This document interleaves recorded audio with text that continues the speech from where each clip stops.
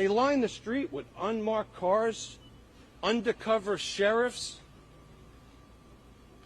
You know, you don't have to be so smart to know what that was all about.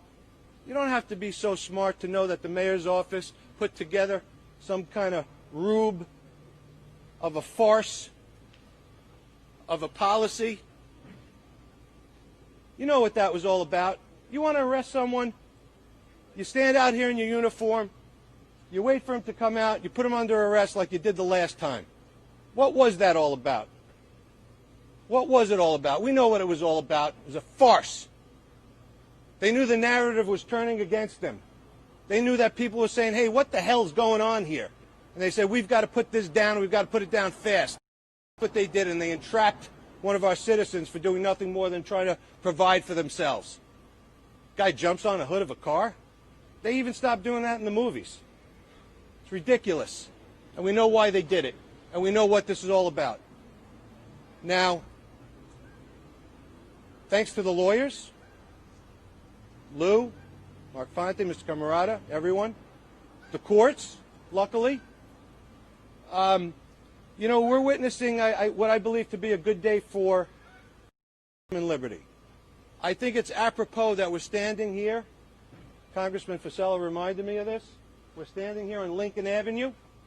Lincoln Avenue. You know, 100 years or so, Abraham Lincoln questioned whether or not the American experiment was going to survive. He asked whether or not a nation conceived in liberty could long endure. He saw the Civil War as a great test of that experiment. And a lot of us around the country have been wondering whether or not that experiment would long endure, given what we're watching outside our windows, both here on Staten Island, across the state, and across the nation.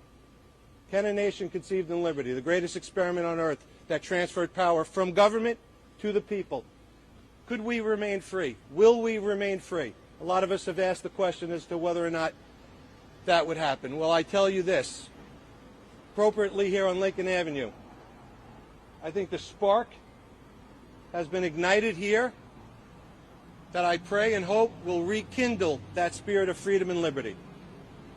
As John Tobacco said, little guys across the country are wondering, is the government so big?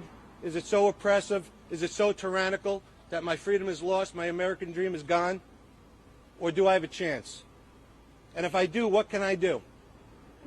Well, you might take a page out of the book of Danny and Keith here. You might want to stand up. I think it's time to stand up for freedom and liberty.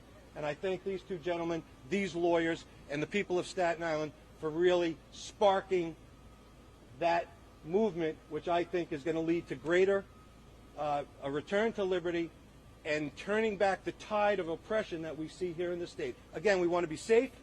We want rules and laws that do that and not destroy families. Thank you.